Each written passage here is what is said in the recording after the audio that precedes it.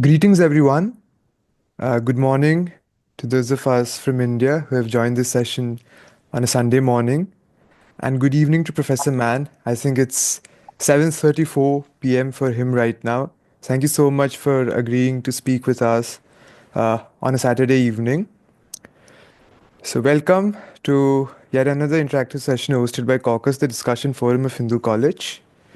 Today, we have the privilege of hosting Professor Michael Mann, distinguished research professor of sociology at UCLA. His works are extremely influential in terms of how they uh, propound great synthesis of vast periods of history on very important themes to us, especially in the 21st century, and especially in light of some of the more bleak occurrences of conflict in recent times, such as his works on social power, his works on fascism, his works on some of the underbellies of democracy, his works on power. And the theme that we thought for today's session was understanding power, because in some sense, a lot of the themes that Professor Mann has worked on has been derivative of power. And it's also a theme that a lot of us undergraduate students struggle to grapple with, given how many competing meta-narratives there are of what really explains power in the long run, and if there is something that really explains power in the long run in singular terms. So thank you very much, Professor Mann, for agreeing to speak with us today. I'll just briefly um, discuss some of his uh, let's say milestones in his career. So Professor Mann, as I've mentioned, is Distinguished Research Professor of Sociology at UCLA. He has received his bachelor's and doctorate from Oxford University and has been awarded 3 honorary doctorates from McGill University, Montreal, University College Dublin, and the University of the Aegean. He previously taught at Cambridge University, the University of Essex, the London School of Economics, and since 1987 has been at the University of California at Los Angeles. His major publications include the 4 volume The Sources of Social Power, which indulges into a history of power in human society centered on 4 types of power: ideological, economic, military, and political, something that Professor Mann, I'm sure, will be discussing in a bit more detail in his opening remarks. He's also published Fascists on the Rise of Fascism in the Interwar Period, The Dark Side of Democracy, Explaining Ethnic Cleansing, and Incoherent Empire, a critique of US foreign policy. He's also been one of the premier macro-historical sociologists of our times, and some have described him as the Max Weber of our times. I don't know what Professor Mann thinks of these epithets, but I'm sure we'll get to know in his remarks that will ensue now. So thank you very much, Professor Mann, for agreeing to speaking with us today. I'll hand over the floor to you now. Thank you. Thank you for inviting me. Thanking you for those kind words. Yes, I was born in Manchester, England, during the last German air raid on Manchester in World War II. I was born in the basement of a hospital.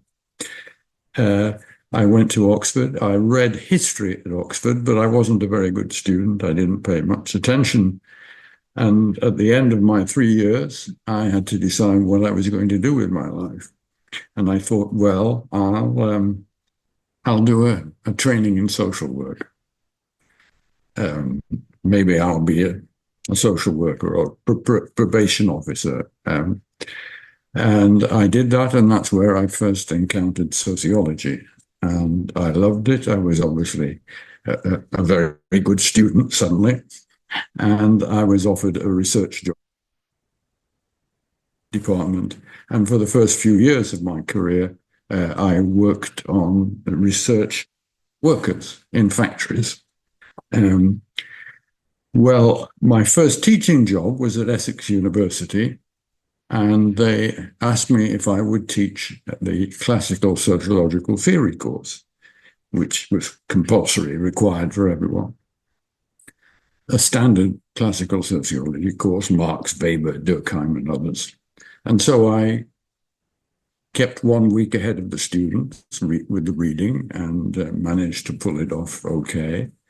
And I developed the rather kind of presumptuous notion that I would write an article on contrasting Marx and Weber on social stratification, and then giving my solution to all of the problems involved. Well, at the same time, I was active in the campaign for nuclear disarmament, and contrasted to most of my friends in that movement who were Marxists and who thought that this was a struggle between capitalism and state socialism, I realized that it was also a great power struggle, like Greeks against Persians, whatever. And so that led me to devise, for the first time, this four-part model of power. Now, power is the ability to get others to do things that they wouldn't otherwise do. And there's two sides of power. There's collective power and distributed power. Collective power is combining with others to effect changes that they couldn't do separately, and that's the good face of power. The distributive face of power is the ability of some to command others and to get them to do things that they wouldn't otherwise have done. So you've got both the collective and distributive power. This is something that I kind of started out with, and then I devised the four sources of social power: ideological, economic, military, and political. And at that time, it was very unusual for a sociologist to study military and wars. But I did it, and I did my 4-volume history of power, which was tracing the interrelations between these forms of power. I mean, I make the claim that these are the only forms of power, the only sources of power, the four. And as you say, I wrote 4 volumes where I combined what had always been a love for reading history, even though I wasn't a good history student, combined that with some sociological theory. So my work has covered a great historical span, trying to pursue theoretical issues, but at the same time having respect for empirical data. I am an empiricist. After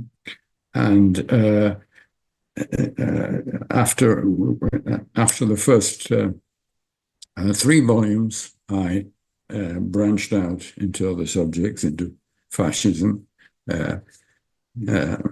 ethnic cleansing, and American foreign policy.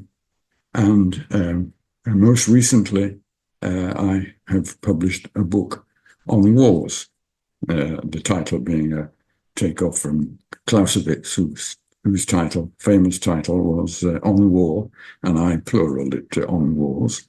And this is something that analyzes wars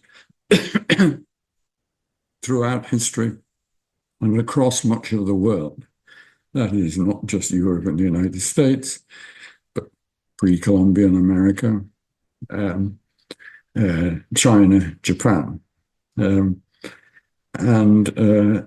So I made numerous generalizations about it, the most important one being that wars are almost always rational. That is, that they are not fought for achievable and desirable goals, and they are not considered or calculation about whether to go to war or not. There is a rational element of war. There's an economic rational sense of war in the groups make war on others ostensibly to bring profit to the community. And though that does exist, it has to combine with ideologies and with emotions too. And so I emphasized that the causes of war, there were 3 main causes of war. One was economic or strategic interest, which is the supposedly rational element. That's number 1. Number 2 is warring for honor, glory.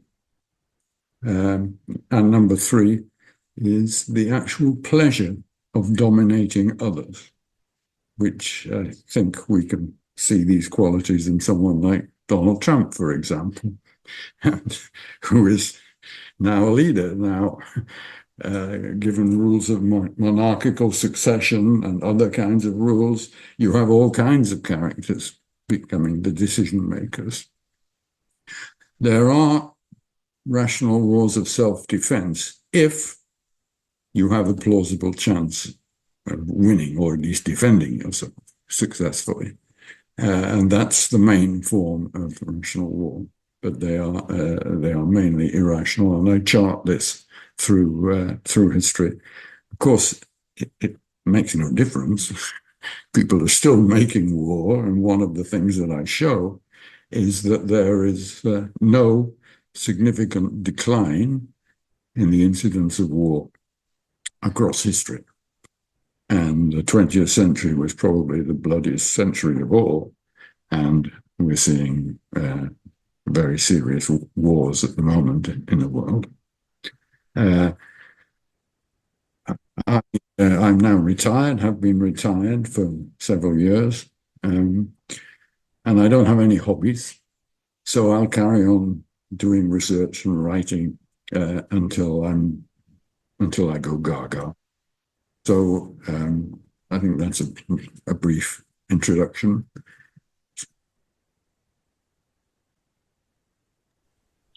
Thank you Okay. so much, sir, for that context. And well, I would ask everyone to send in the questions in the chat box, since I'll be picking them up gradually, or perhaps they could raise their hands and verbally ask it at the end of, let's say, the questionnaire that we have advanced and prepare, right? So that the chat box is open for everybody.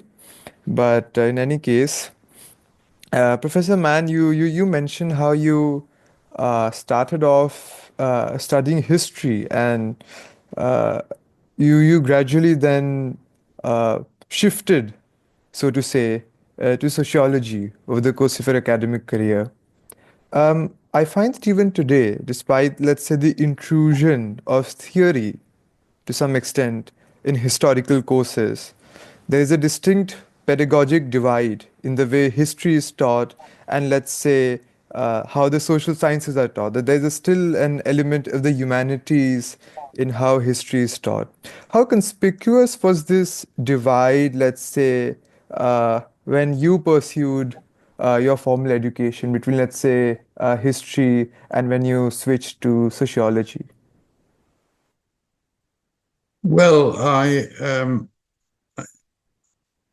in my early years, I learned from people who would not necessarily be defined by a particular discipline. Ernest Gellner, for example, though he was a philosopher, of course, he also wrote historically, especially about nationalism. And he and I and John Hall, for several years, when I was at LSE, we ran a seminar in which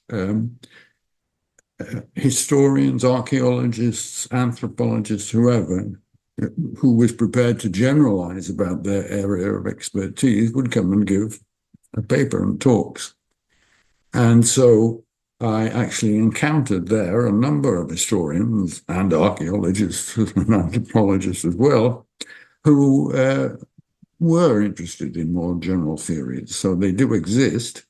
I have to say that my own subdiscipline, which is generally considered to be comparative and historical sociology, though it's quite vibrant in American sociology, it doesn't involve all that many people. The vast majority of American sociologists are not studying such things. So the amount of theory that's involved in most sociology is not great. And in a way, it was, in my early years, it was Marxists who were more interested in generalizing about history and producing theories. But and that was fine. I learned from people like Nikos Poulantzas. But at the same time, I always knew I was not a Marxist, and I did not believe in a kind of um, I think that's clear in what I do, and it's clear in my book on wars, that, as I've just said, that ideologies and emotions drive wars quite as much as economic rationality or strategic rationality.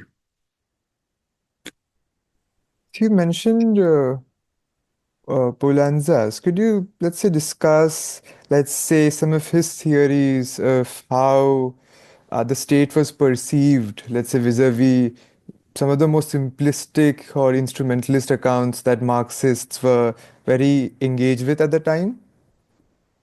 Well, I always said to him that you're a Weberian disguised as a Marxist. He had this three levels of social formations, economic, ideological, political. And though in the last instance, in the sense of Engels, the economic could become primary, that was really only between modes in the period between most of transitions from one mode of production to another. And his three levels are very similar to Weber's, well, really the same, but he had still an attachment to a limited primacy of economic factors. And that's where I disagreed with him. But I do remember going with him into a big London bookstore, and the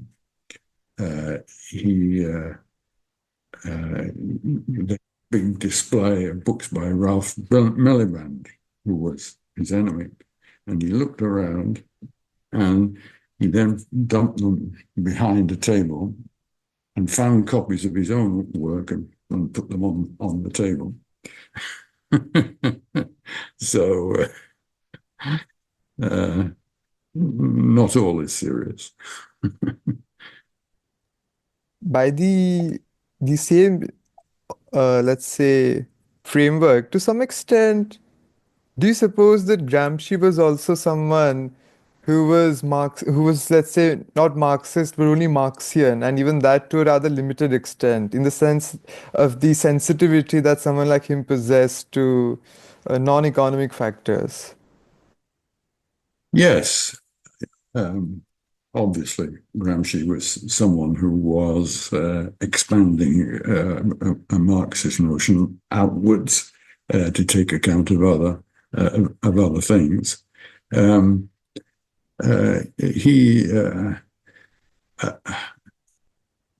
He had another feature that he would stress the conjunctures, and that's something that I have been doing in recent years. Is on the one hand, arguing that each of the four sources of social power has a kind of inner logic of development, but since they don't operate on their own in the world, since the others are around them, and because they need the others, they have conjunctions with other sources of social power, and that's what leads to the uncertainty and non-determinism of social theory. It's the conjunctions between the different sources of power. And I'm currently exploring this in relation to the Industrial Revolution. So that, for example,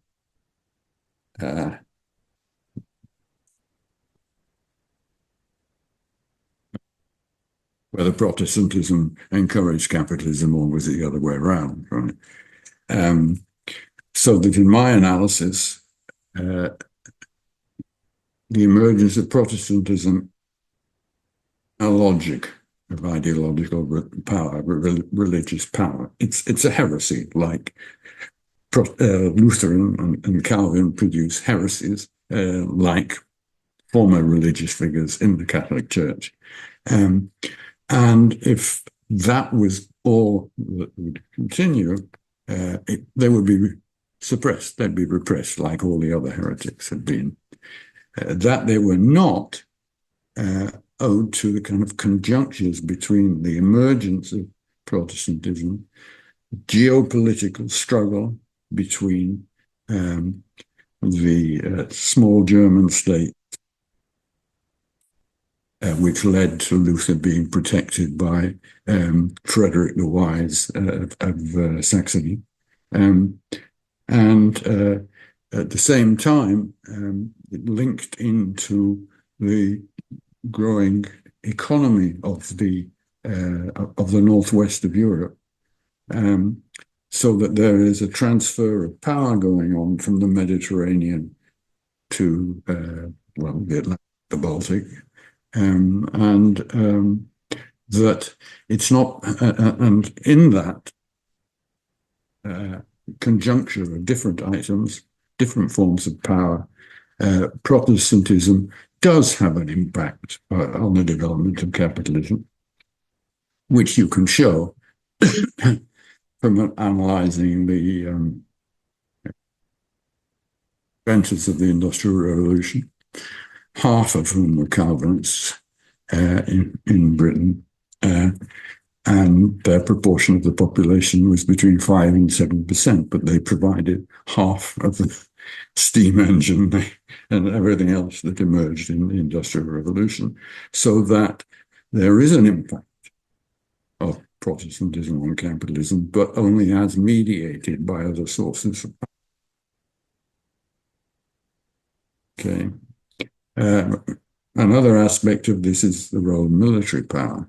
Now, obviously, for the most part, military power is disastrous for economic development, as it kills people and destroys land, takes money away from more useful activities.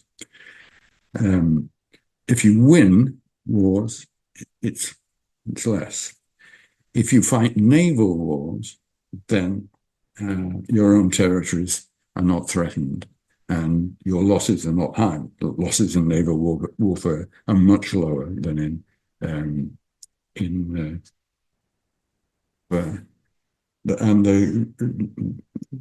the country that benefits from all of this is Britain. It's a naval power.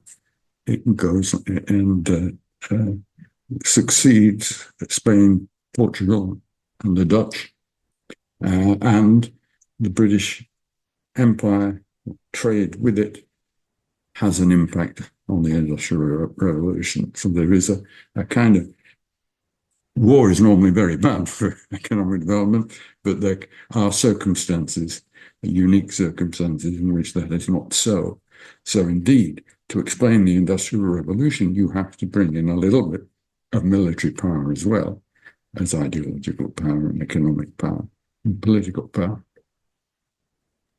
So you That's all. mentioned, Sorry.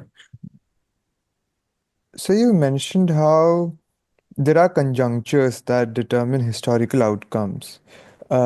In the description that you have given of the rise of the Industrial Revolution. Does this mean, for instance, that there is an element of contingency which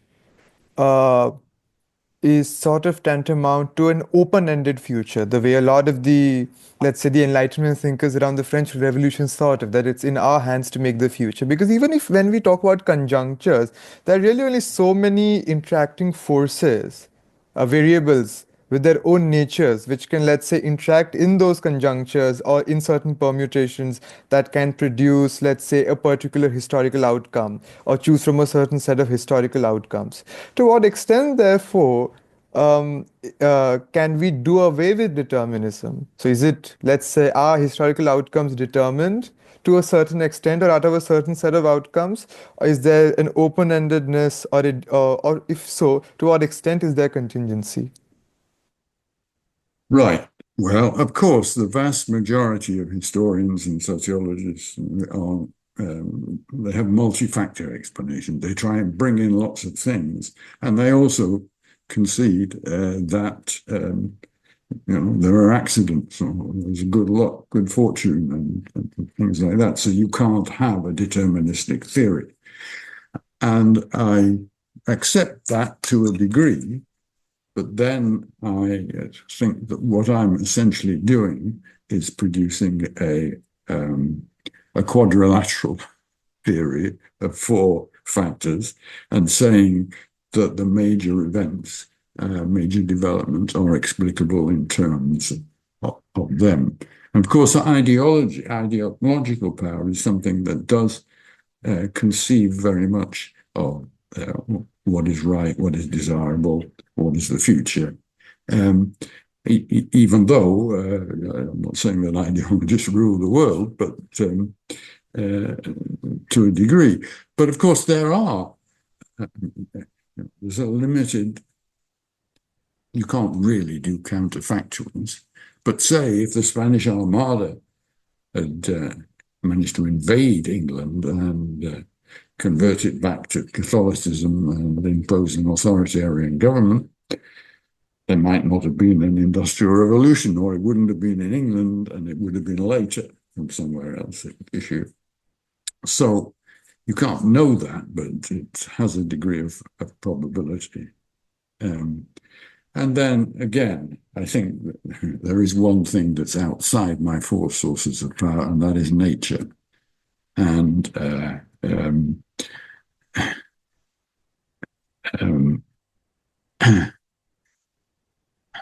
but nature makes an impact in relation to social development. For example, Northwestern Europe has heavier soils, deeper soils, heavier than the Mediterranean. And so for a long time, many centuries, it was less productive than the Mediterranean. But when, as a consequence of social relations, iron plows and other economic devices were introduced in the 15th and 16th century, that enabled the heavier soils to be turned over, and they were better for crops than the Mediterranean lighter soils were. So that's a case where nature has a great impact, but in conjunction with the development of social relations, of power relations. This is especially true when, given the fact that we're living in the Anthropocene, which by virtue of its nomenclature indicates a bend in dominance towards man rather than towards nature.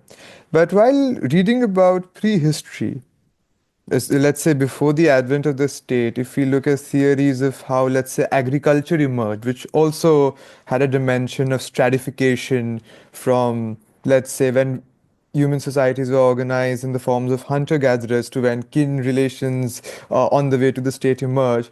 One strand of thinking which was very dominant for a long period of time was Gordon Scheil's theory of environmental determinism, which said that, all right, the shift towards agriculture, which had its own concomitant social changes and modifications of social stratification, was due to, let's say, a fundamentally ecological compulsion. But then, let's say, there were shifts to other theories which asserted agency and shifts in beliefs and, let's say, an aspect of agency. Since you have covered social stratification part in the longue durée period, how do you make sense of this time span? Well, that example is an interesting one.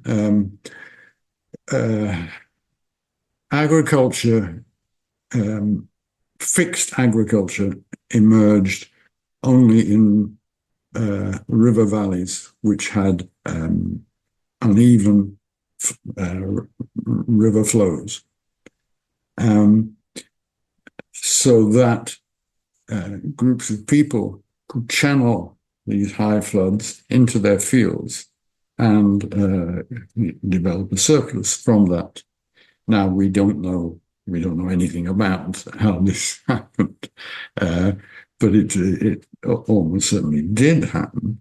And so this is, I've just advanced a universal about nature and society, which is that societies as we know them are only developed in these places.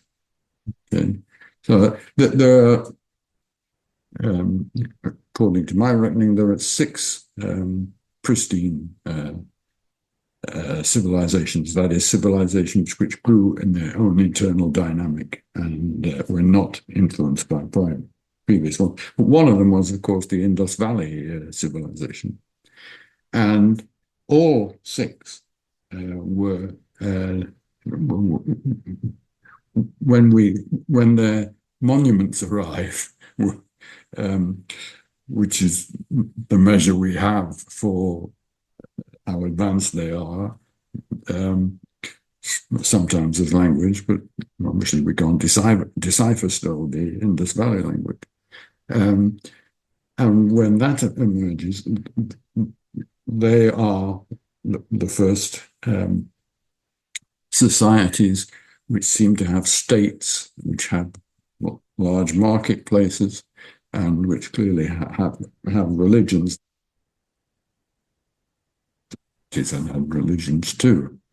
So yes, that is a universal, though it, of course, to take effect, it needs the human beings doing this, and there must be social preconditions for how groups emerge, because the agriculture that's practiced is a highly collective one, where people are working together in projects, irrigation projects and the like, and we're not sure how that emerges. But now, yes, the climate is, it's it's man's domination over nature, but nature will win. Yeah. Unless you have great faith in human beings, which I'm afraid I now lack, having studied all these nasty subjects. So. We can only hope in that regard. This reminds me of one theory which was very popular about at least some of the civilizations, uh, and how the state emerged. If not agriculture, then how the state emerged, which was this theory of Oriental despotism. How do Yes, you evaluate this theory in retrospect, given the fact that it seems to have fallen out of favor in current academia? yes, it definitely has. Um, Partly, I think, as a result of Chinese historians and archaeologists, historians and archaeologists of China, um, who began to argue that you don't need large labor forces to irrigate. You need groups, and there's no evidence, they say, that that agriculture begins with despots. That's a later development. I'm sure that it's original 6 pristine civilizations. Only one of them made war. That was China. Now, it may be that we don't know enough about the others, but it does seem that the Indus Valley, for example, was pretty peaceful with no fortifications. So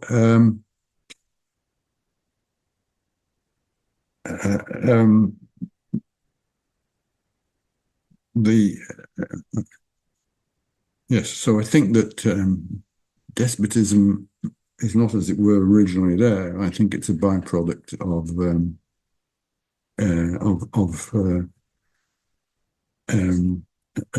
war.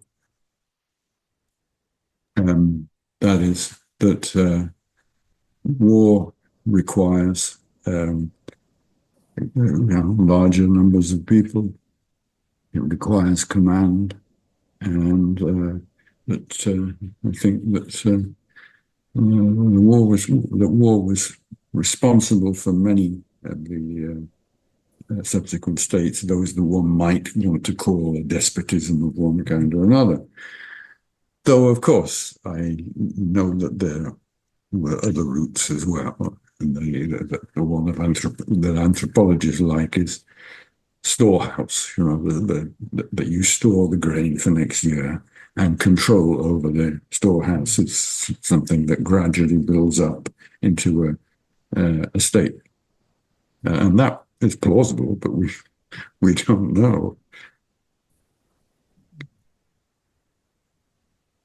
Partly why, let's say, the theory of despotism has fallen out of favor is also to do with the fact that it's very difficult to imagine a pre-modern state which had, let's say, which was extractive enough in comparison to, let's say, modern states, which we associate with tax officers who can come and lock you up if you don't pay your taxes, and which are pretty damn good at accounting for all the, let's say, the tax that you owe. And on the other hand, with pre-modern states, we have almost have a sort of a primitivist conception of how those states exerted their authority.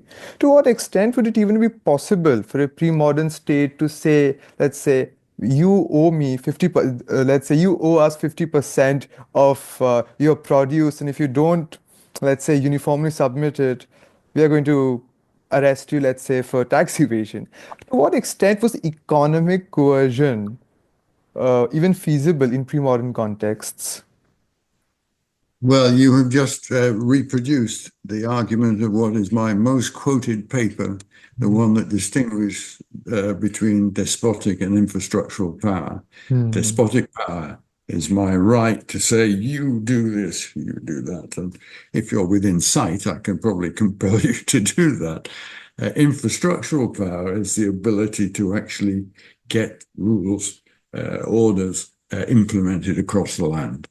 And as you say, pre-industrial states of any size were not exactly. And we carry on with the despotism word, because after all, if you come within my sight, I'll cut your head off, right? So, and then centralized rulers, they have to develop coalitions with powerful local people, which ends up as aristocracies, and they need other things. There are economic historians who argue that the Industrial Revolution was in England was due to representative government, and and there's a contrast with China, which was despotic, they say. Well, of course, the English state was much more capable, even in 1780, say, of enforcing things over its terrain. Most importantly, it had representative government of a distinct kind. That is, Parliament represented the dominant classes and no one else. And so after the 17th century's civil war and struggles, there was a compromise between royalists and parliamentarians, and the king's ministers in parliament decided things, and they had the ability, and the classes represented in parliament had the ability to develop infrastructural power across the country, which was much more effective than absolutist time, like France or Austria or Prussia. They had more effective infrastructural power over the UK, over Britain, and so that distinction continues to be important. Of course, there are, of course, many countries in Africa and elsewhere where there is not infrastructural power, or decidedly little of it. So it's not something that has come everywhere. I think that's a very important distinction indeed, because at least one of the theories, one of the explanations of, let's say, the Indian nationalist movement, which was then utilized in the post-colonial context, was the fact that there is so much of a dependence on the social aspects of power, stratification, electoral mobilization, that the administrative apparatus is subordinate to the sort of social structures which uh, let's say, is responsible for carrying out elections, or let's say for mobilizing voters, or let's say implementing schemes, partly because the state lacks the directive capacity to enforce certain measures which you just talked about. So that's very important distinction indeed, I feel. Well, we currently have a different case as well. That is of Trump America, where there's a very effective state, administrative state with infrastructural power over the whole country that they can tax me and that all the things you were saying. And Trump is going to subordinate it to his political movement. And he's able to do it in the short term. Of course, it'd probably be disastrous for America, but yeah, Republicans will probably lose the election. That's a prediction. This reversal of fortune, so to say, if I may use that term, for the United States that you've mentioned, an inversion of, let's say, the structural transformation that those of us in the global south have been aspiring towards, seems very striking, because a lot of subjects in the social sciences presume the rationality of individual agents and individual actors as they go out to, let's say, make choices. And one would suppose that a democracy, after, let's say, suppose adequate investment in healthcare, education, promulgation of, let's say, information about civic rights and so on, would not lead to such an abrupt and drastic subversion of those institutional mechanisms or those civic norms. How then do you account for the rise of figures like Trump today, but also megalomaniacs in the past and across regions today? Well, um, there are certain long-term trends going on.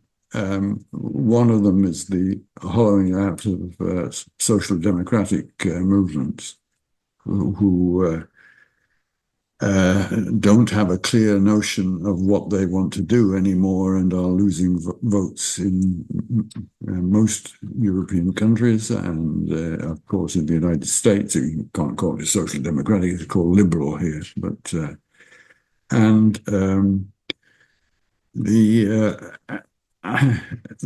there is this, instead of going towards socialism, social democracy, working class people are now very unsure about who is on their side, and many of them respond to populism, to populists, who most of whom you can be sure will only harm their interests, but that they don't know that, and they think that people are speaking on behalf of the people as a whole, or real Americans or whatever. That they are worth giving a try to. And the problem is that these movements develop their own institutions and their own curtailments of democracy, and that it's difficult to get back again. I mean, Poland has just managed that, but it was pretty difficult to get rid of all of the authoritarian residues of the previous regime. And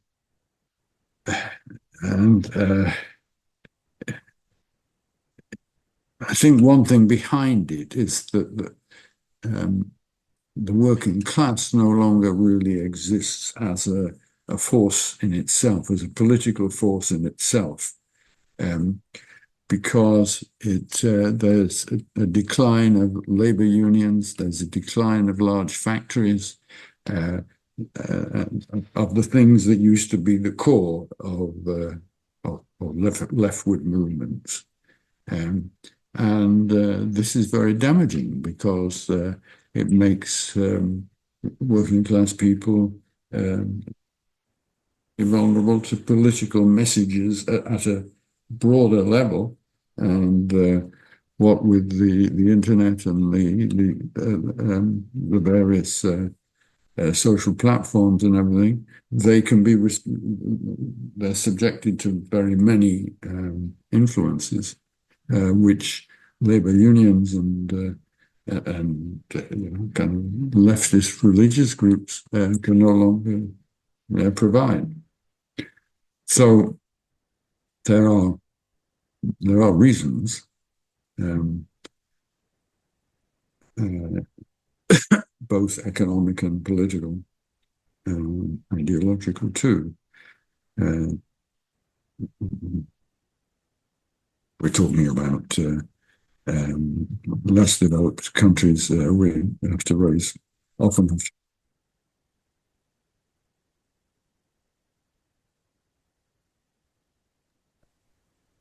In fact, one reason that I came across put forward by, let's say, some scholars like Professor Vivek Chibber has been that, and I'm paraphrasing his let's say, charges or Mhm. indictments, so to say, that the mainstream Democratic Party has also, let's say, adopted identity politics to the extent that it doesn't really represent the average working class person. Therefore, it isn't relatable to that extent. Do you think that these are fair accusations, or does it just reflect the economic reductionism, which doesn't reckon with other sources of power, such as you have explored in your works? I think that is a good argument, and I think that a mistake that in America with the liberals made was to pursue issues which only affect directly and a tiny number of people, and which offend the moral sensibilities of vast numbers of people. And so that's it's difficult to, well, what they have to do is simply downplay it from now on, the, the suppose woke issues. Um, but I mean, I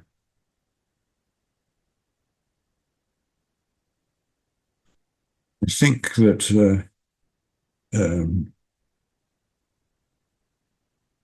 that also there has been a growing tendency for there to be a very big urban-rural divide in advanced Western countries, anyway. Um, that in the United States, the cities are all Democratic, even if in the deep South, they still have Democratic mayors and the like. But the cities are not the majority of the population. The majority of the population are either in the suburbs or in smaller rural areas because of the biases of the American political system that you know. California has 40 million people and 2 senators. Wyoming has less than 1 million people and 2 senators. And so these smaller rural states have a disproportionate vote. The US is very hamstrung by its political tradition, by its constitution. And it's almost impossible to change the constitution to represent a fairer democracy. Because the people who benefit from the present system will vote it down. Is at the I intellect. think, well, I think that, moral issues are very important. And because people are ideological and they have very strong emotions about some things, and these trump their material interests very often. And indeed, you know, a lot of Trump's supporters recognize that he is not a moral person, but they believe that he will, believe rightly, that he will push kind of moral issues like anti-abortion, etc. There's only two genders, sorry, not gender, two sexes. That's what Trump says.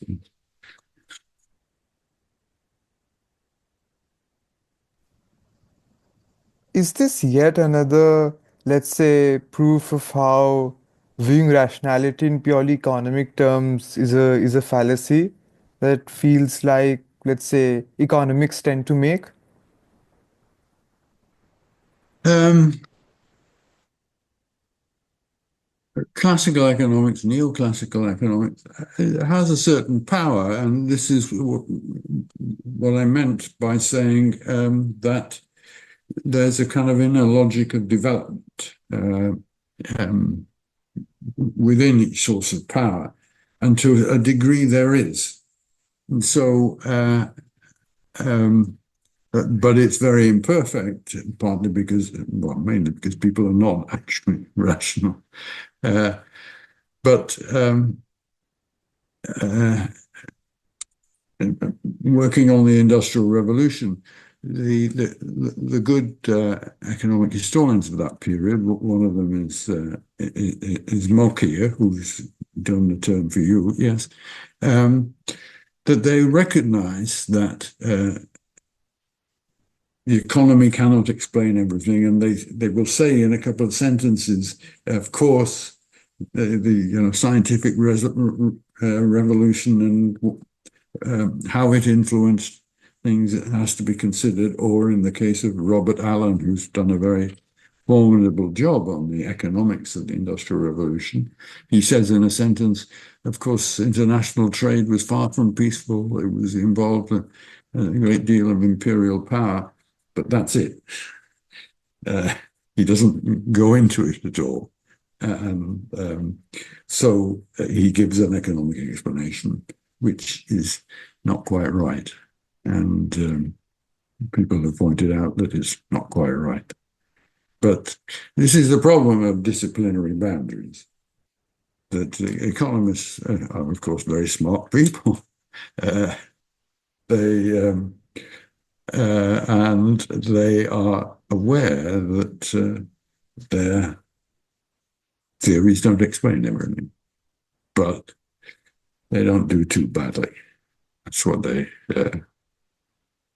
believe when you get them off duty.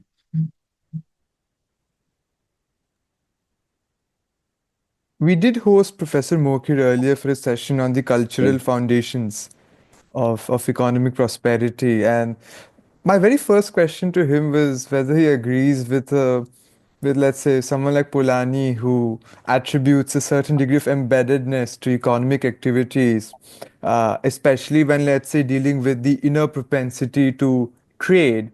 And and his response to that was essentially that in that the propensity to trade is natural. It's institutions that determine the extent or the nature of trade. And then we, of course, we went on to discuss uh, his notion of useful knowledge, or the desire to progress or the zeal to progress. It was indeed quite a fascinating discussion. I Yeah. also hope to have Professor Allen on someday. Okay. Mhm. At Well, the I respect Mokia's work very much, and he is someone who has pushed it a bit in terms of what he calls culture, what I call ideology. Yeah. Do you think this is one of the benefits of, let's say, the historical approach, for instance, which you have taken to sociology, or which Professor Mokri has taken to economics? That it helps us contextualize a lot of the presuppositions that we work with as a subject. And do you think that it is currently given the attention that it deserves, as opposed to, let's say, other sort of shifts that one tends to associate? I'll give you a bit of context for this, for instance. I went through in the book I mentioned by Professor Chiber, in one of Professor Chiber's work, there was also this debate between Althusser and E.P. Thompson, and one of the, let's say, the directions in which Althusser was going was that if, for instance, you apply the Marxist method, then you don't have to do with the empirical method. You don't have to deal with because then you have all sorts of theories that you can work with. Now, it's true that some theories may have been dismissed, and they have been dismissed, yet the susceptibility towards, let's say, grand explanations always lures at least unsuspecting students to, let's say, deal with one pet paradigm, which was, for instance, Marxism for a very long period of time, not just in Western universities but also in India. So do you Hmm. think, to what extent do you foresee, let's say, the importance of the historical method? Um, well, I think the um, the historical method it has to be empirical. You can't have theories without empirical data. They should not be. I mean, they can seem plausible, but then they have to be tested on empirical data. Um, and what was the other? I've forgotten what I was going to say then. Uh,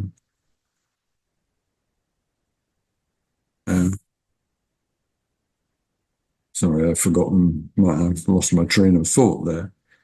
You want to repeat the question? No, so you were going on the line that the historical method has to be empirical, and as theories have to be based on evidence. Yes. Well, the second feature is historical research does have the advantage of knowing what came before uh, what the sequence is. And that's it's quite, in terms of causality, that's quite important. I mean, sometimes it fails because actually the emergence of Protestantism occurs at the same time as you get, kind of, though there are capitalistic elements in economies before then, it comes at the same time as capitalism becomes dominant. So you can't, in terms of priority, historical priority, you can't decide that issue on that basis. But very often you can, in terms of, uh, uh, for causality, one thing, the first condition of causality is that one thing comes before the other. You then have to show that they are causally related, but that's an important thing that I think sociologists often forget. And that's why historical work is necessary in all areas of sociology.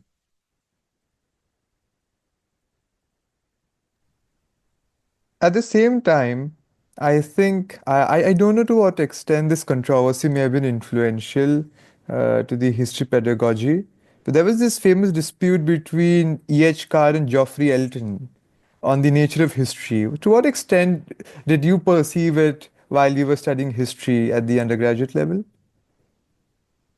Oh, at the undergraduate level, or even I afterwards, for that matter? when I was at Oxford, English history stopped in 1914. European history stopped in 1939, and there was no other history of the world. Um, yes, well, I mean, when I learned about this debate, obviously my sympathies were not with Geoffrey Elton. But at the same time, when I was in Cambridge and I'm working on volume 1, Sources of Social Power, I went to him for advice about the Elizabethan period. And he was extremely helpful, even though he knew I was a sociologist and had a track record of despising sociologists.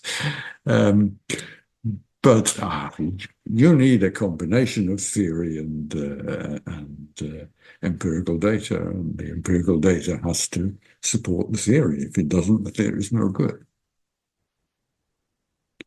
That's why I'm an empiricist.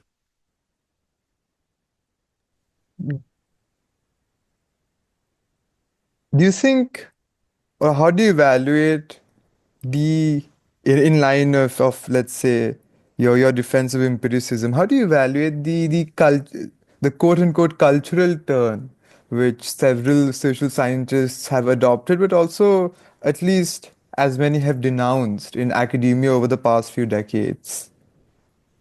Yes, well, I think it's extraordinarily exaggerated. I mean, uh, I prefer to I prefer to use the term ideology to culture, and biology by ideology I mean that we don't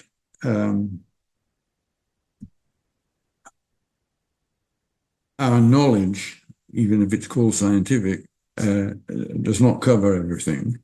There are gaps in our knowledge, and those gaps are filled by ideologies. Um, and so it's a necessary feature of social life, especially in conditions of social crisis, where previous ideologies don't seem to work anymore. And so people come along with a new ideology, and and people buy it and follow, and you have ideological movements. But uh, there is a meaning of culture separately, so that ideology is a limited number of cultural formations, just those that offer some very broad-based solution to the mysteries of the universe and social life. Right. But there is another meaning of culture, which is that culture, um, this is just related to ideas, uh, culture is the result of the interplay of the sources of social power. And it's what things get institutionalized. Okay. So people carry in their heads this degree of institutionalization, and they therefore make choices influenced by that. But there's a causal sequence from the institutionalization of certain practices to the emergence of a culture which regards them as natural. So there is a more general sense of culture. But the cultural turn people, I just think that they exaggerate the importance of this, and don't understand that people uh, can't think of anything at all. They think in ways that are, to some degree, preconditioned by previous social experience and power relations.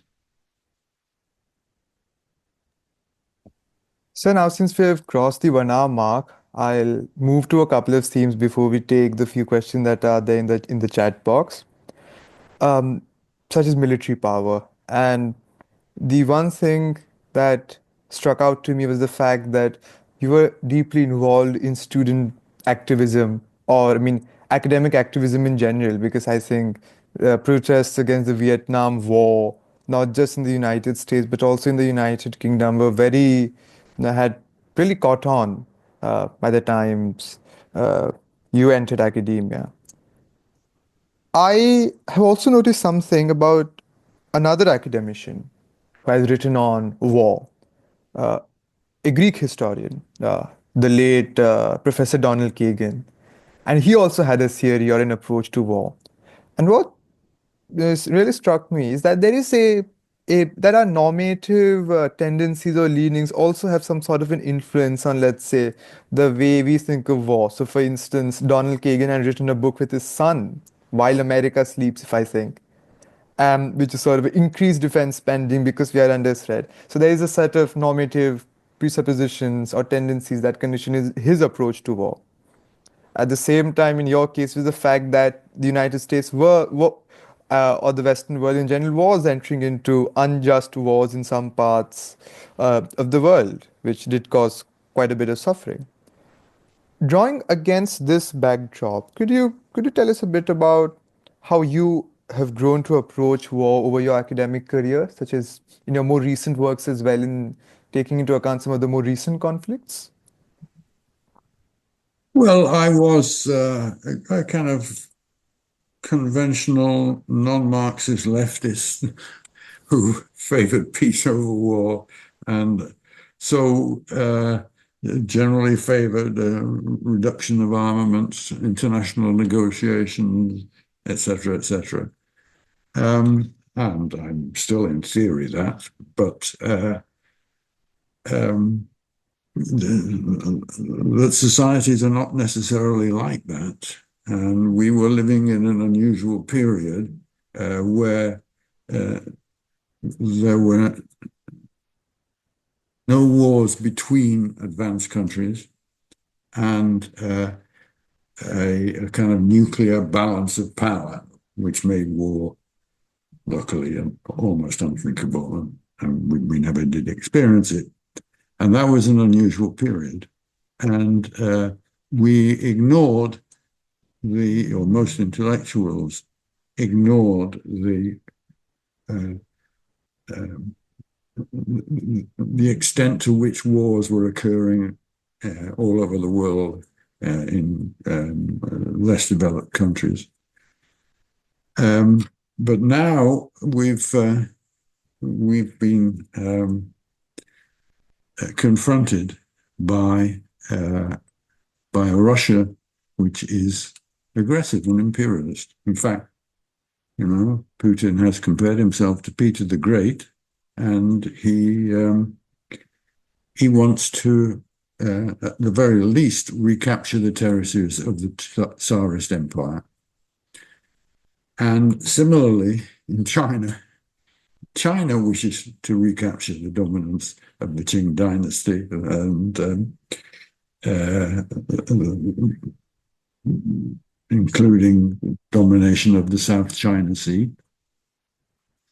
And so I think American leftists have a problem now in that what do we want to happen? Well, what we want to happen is negotiation, but maybe the other side doesn't want to negotiate, and of course Trump doesn't want to negotiate. So we're in for a period of some difficulty in relation to war. But one of the things that I argue in the book is that wars are made by tiny groups of people. They are invariably, whatever the constitution, doesn't matter if they're democracies or despotisms or whatever, it's the king, the president, prime minister, and a few advisors who decide whether to go to war. That's been true of the US in the 20th century. The only exception is World War II, where fronted by a Congress which wouldn't vote for war until it became obvious, until in fact America was attacked. But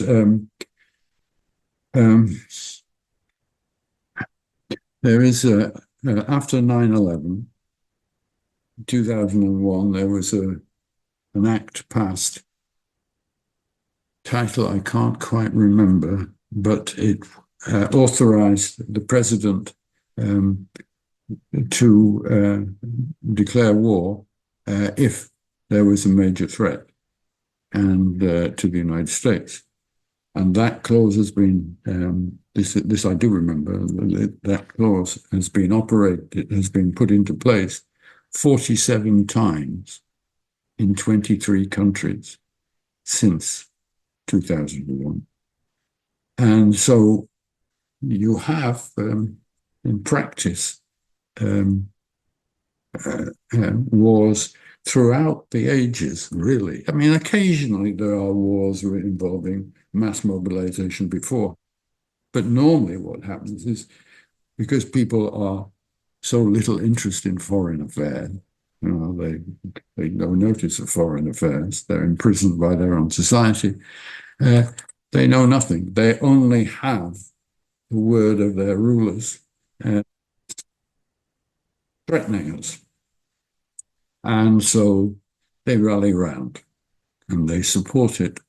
The majority of the people support it for a period varying from a few months to, say, 4 years.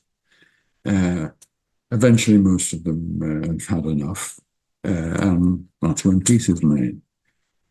But it's a delusion that peoples make wars. They will join in the war, but they don't decide on the war in the first place. So the problem here is we are dependent on a few people, on Putin and his advisors, Xi and his advisors, Trump and his. And can you rely on their rationality, on their ability to judge what will provoke a terrible response? Not quite so clear. So I don't think we're finished with war. War may finish us, of course. Do you think this is, I've read that you disagree with this notion that we have become a more peaceful society based on, let's say, some anthropological estimates that, oh, the Neolithic period had a certain degree of, let's say, certain percentage of fatalities. If I understand your viewpoint right, is it linked to the fact of the precarity of peace in the current times, given how centralized the ability to declare war is? Well, this is all in my book. Can you see it on wars? Yes. Yes, crystal clear. uh, well, there isn't a simple historical trend either way. Wars are intermittent events. In fact, wars aren't all that common. They're over-reported because they're exciting. And when you read statistics like in Europe, there's a war every 1.5 years. Well, that doesn't mean to say that every country is involved in war 1.5. It means that somewhere in Europe there is one and a half countries who are making war. So, and there were, 300 states in the medieval period, and then it gradually reduces. So it's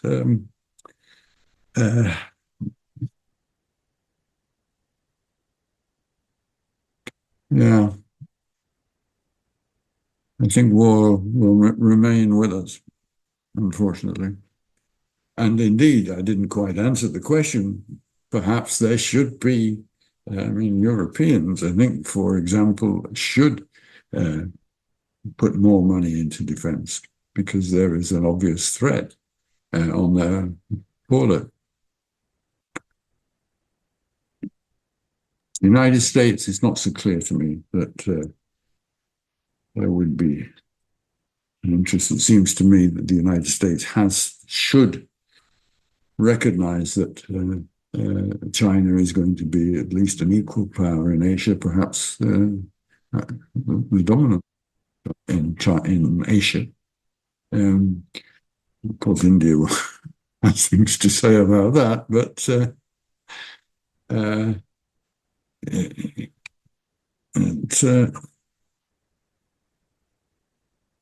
yeah. So, but the US is unlikely to do that. But certainly presidents like Trump, but actually the others have not been very different. I mean, if you thing that most upsets me about the Biden administration is, of course, Gaza, because having written a book on ethnic cleansing, I can see that going on, and this is a murderous case. And there's some reason for saying that it's a genocidal process. And it's not arrived yet at genocide, but it could do, and there are people in the Israeli cabinet who wanted. Well, of course, they'd rather they left, but of course Hitler would rather that the Jews had left when he put pressure on them from Kristallnacht onwards. And he was, you know, he was radicalized by the fact that they wouldn't leave. So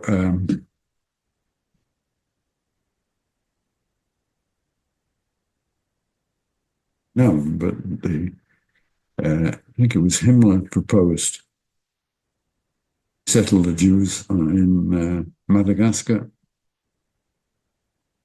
British Navy refused to said it would block an attempt to sail, and that was another factor in the radicalization of Hitler. But you know, we have that going on, and yet in America, there's no change between administrations. You know, Israel is the #1 ally. And this brings me to my final question before I'll take the question from the chat box, since I know there was a 90-minute deadline that I'd set for myself. But what you mentioned, a very poignant note, if I might say so, that the issue of war is a structural problem in countries like the United States rather than a partisan problem. And this reminds me of an interaction that we had with Professor Stanley Payne, who has written a book on fascism that I had to study in my fourth semester. I'm currently in my sixth semester, and which we had to study in our fourth semester, especially the sections on fascism outside the European context. And one thing that struck to me in his work was the fact that a lot of the tactics of mobilization and a lot of the violence wasn't just, let's say, a part of the fascist praxis, so to say, but also the communist state. And Eric Hobsbawm, another historian whom I admire quite a bit, I have a lot of his books there in my Almira, admitted to this in the 1990s when he said that the very logic of politics in those times was that people saw no future if they didn't mobilize to bring about those radical changes. Do you think, based on the fact that a lot of the issues which uh, elicit such strong emotions from us today are structural problems rather than partisan problems, would you make the same case for the turbulent period leading up to the Second World War and even after that, for that matter?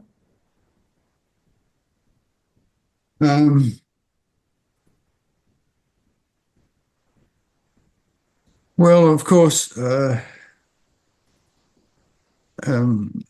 aggression of Germany and after a pause, Italy and Japan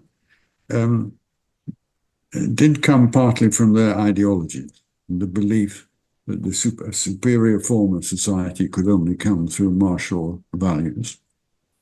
And in that respect, you can see that in the case of Hitler and also of Japan, the gradual expansion and the success of that expansion. And of course, Putin is a kind of a remnant of that. That is, that Chechnya, Georgia, and then apparently success in Syria, but of course it turned out not to be. You know, Hitler, the Rhineland, Sudetenland, you know, kind of the other Schleswig-Holstein, and then you know, success all the way. Poland, obviously, easy success. And so it's kind of it's a sequential thing, and it's a sequential thing with Putin. And they think that militarism is very, very much institutionalized, but it's a process, so it's a developing. And of course, the United States after World War II is the dominant military power. So Americans regard it as natural it's structural in the sense that you were using structure, that they will bring peace and prosperity to the world. And of course, there are additional motivations sometimes, like oil or gold or whatever. And so, the American invasions of the early 21st century came after a series of little successes, and then the collapse of the Soviet Union, which Americans regarded Reagan as the destroyer of the Soviet Union, hawk. So that emboldened neocons and others to go invading the Middle East. And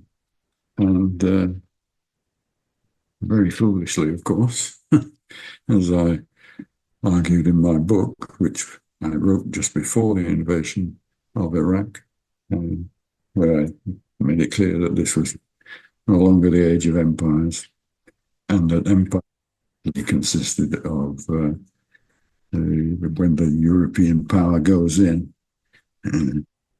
India, you can't conquer it without local allies. So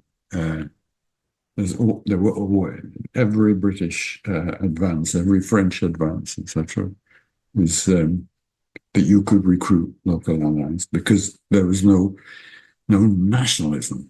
It was just people were regionally located, locally located, and so you could always find people who misjudged the situation and thought that they would increase their power if they sided with the British or the French. Well, they saw that the British and the French would probably win. What I argued in Incoherent Empire was this is no longer the age of nationalism where you can't get local allies for an invasion because they either have a national or a religious ideology, which is different to yours. And so that all that you can do is depend on one ethnic group for rule over another, which is what the Americans were reduced to in the end.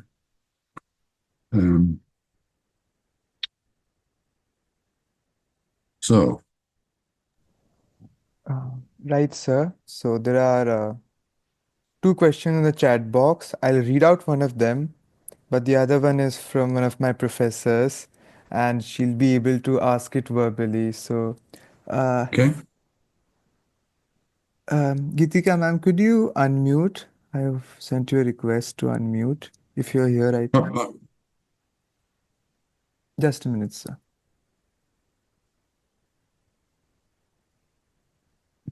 Good morning, ma'am. Yeah, hi, Pushpa. Right, ma'am. You can go ahead with your question. Yeah, ma'am, we can see you as well. Hello. We can see you as well. Hello. Oh, I see you now. Yes. Hello, Professor Mann. It was a great Hello. honor listening to you. I teach political sociology as a part of the sociology undergrad course here at Hindu College.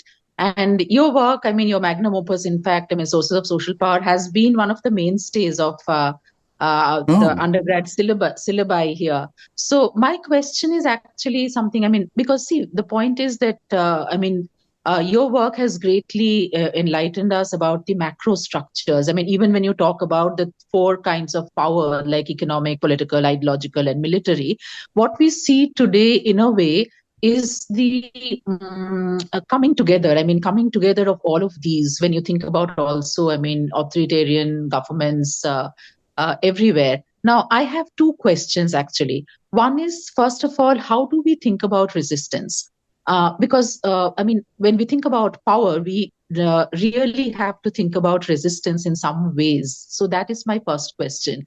The other question that I have is basically that we also teach in our course, which also comes from one of the other very also influential European thinkers, which you know about him, Michel Foucault. So when we think about Foucault's understanding of capillary power, and what I'm mainly pointing out is that what we see today in terms of political authoritarianism how much does it owe to a social authoritarianism? Okay. Well, on resistance, um, it's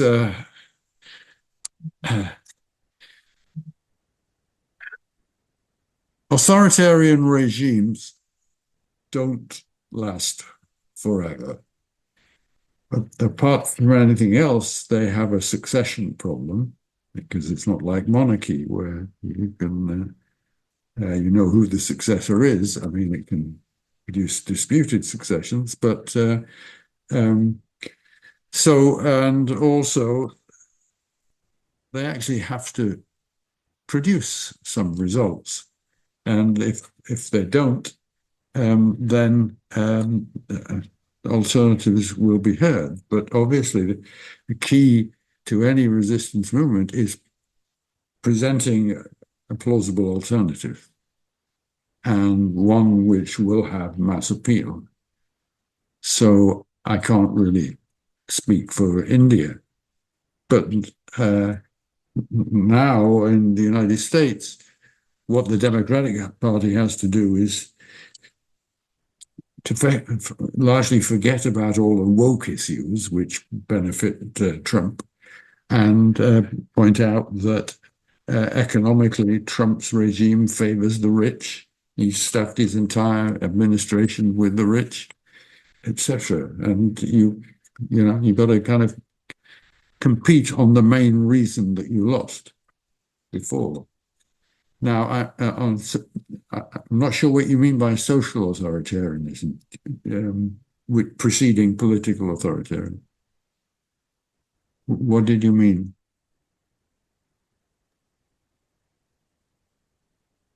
Yeah, and there's no sound. Just a minute. Sorry. Yeah, no. So what I mean is that when we try to think about state authoritarianism, I mean, if we really take the Foucauldian understanding of power and authority very seriously, I don't think that we can have a certain kind of state authoritarianism if we already don't have a certain kind of institutional, and by institutions, I don't just mean political institutions. What I mean is the family, for instance.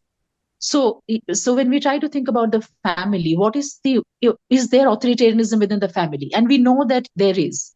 So when we try to think about social authoritarianism, that is what we mean. So if we try to think about racial supremacy, for instance, in the West, or for that matter in our country, caste. So the whole point is that is what I mean when we think about the nature of the state. How do we think about state authoritarianism if we don't actually think about it in terms of the configuration of that authoritarianism? How does it even come about, essentially? Because in your work also, when we try to think about all the historical the method that you use, essentially that method in fact tells us that what are the ways in which, when you think of, I mean, the title of your book, Sources of Social Power. So we are talking about the sources, essentially the sources of power is social power. So the whole point is that how does therefore authoritarianism of a certain kind also rely on certain kinds of bases of power, essentially, which are social in nature. That's what I wanted to say. Yes. Well, but I'm not sure that, I mean, authoritarian regimes are quite diverse. And I'm not sure that they have the same kinds of relations. And after all, the reverse, the opposite of countries with representative government, they had representative government at a time at which there was social authoritarianism in the sense of patriarchy. And also in terms of class and things. Now, I know that caste is a distinct problem for India. And so it may be that India is a case of where there's a congruence between social authoritarianism and political. But of course, I mean, authoritarians have to produce results. And if they don't, they fall. And if they die or otherwise become incapable, then there will be a crisis of the regime. And so there are opportunities for alternatives at that point.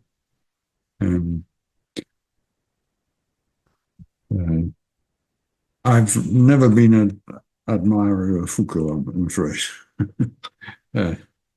So it just doesn't do anything for me.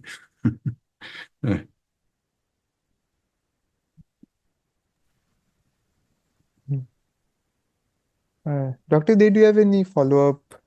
Yeah, no, that's fair enough, Professor Mann. I mean, that's absolutely. I mean, it's one's intellectual perspective and so on.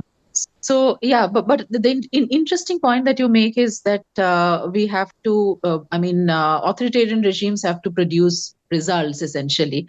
But today, what we are also seeing is that those results are. At least in our case and in many other places, I'm sure it's manipulated, and not manipulated also in terms of institutions, but also I think ideologically. So even when we think about the US, and we were having a discussion, in fact, about the working class and how, the working class, as you said rightly, that the working class as a class does not really exist today. So what we have seen, one of the constituencies in the case of Mr. Trump, also one of the constituencies which have really voted for him is the working class. I mean, the working class which doesn't want jobs to go to immigrants and all of those things. So I think, we really have a complicated problem in our hands, essentially. But thank you so much for your very, very interesting arguments. Thank you. Yes. Yeah. Of course, Trump only won 51.5% of the vote. And most, there's still a positive relationship between social class and voting overall. It's urban-rural, and there's a lot of people in rural areas who vote for Trump. Yes, I know that Modi is doing well economically, or that India is doing well economically.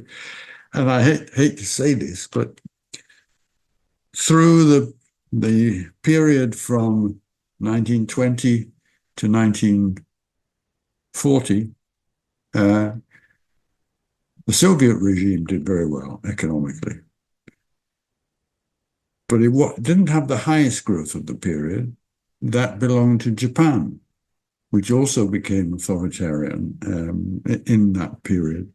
So sometimes, I'm afraid, they can last quite a long time.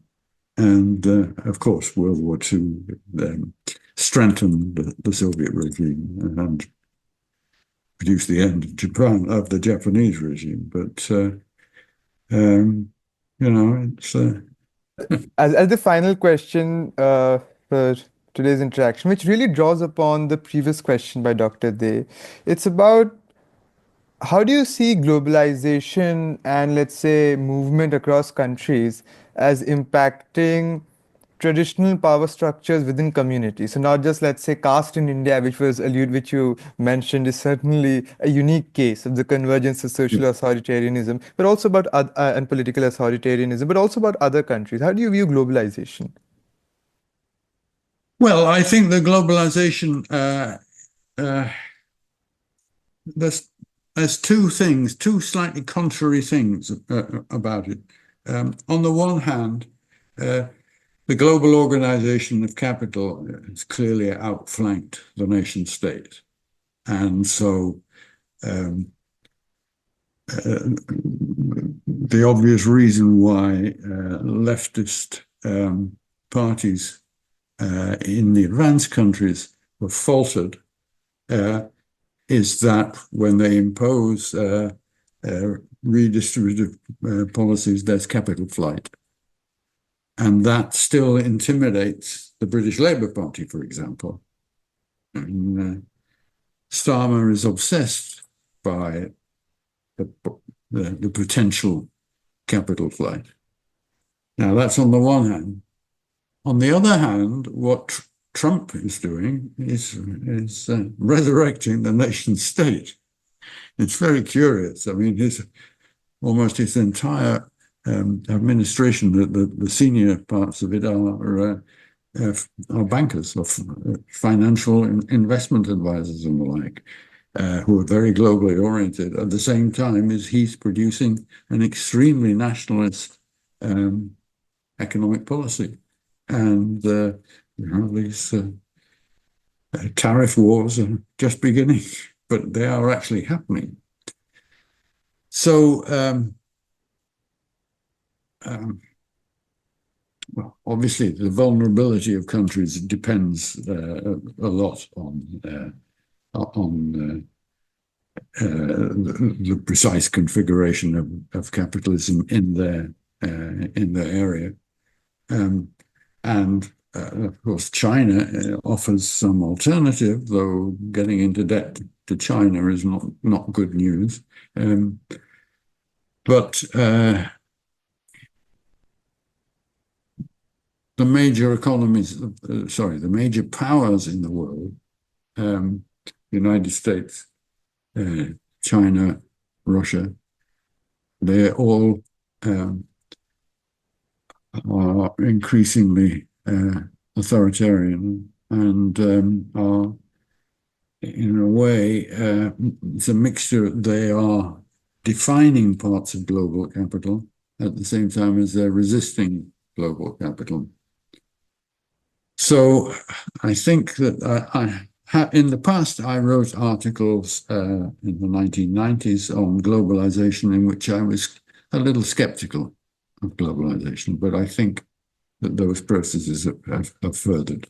And of course, military globalization has been here for some time now, in the sense that military weapons can destroy the world and can, kind of reach enormous distances and the like. If there ever were a war, it would be a global war.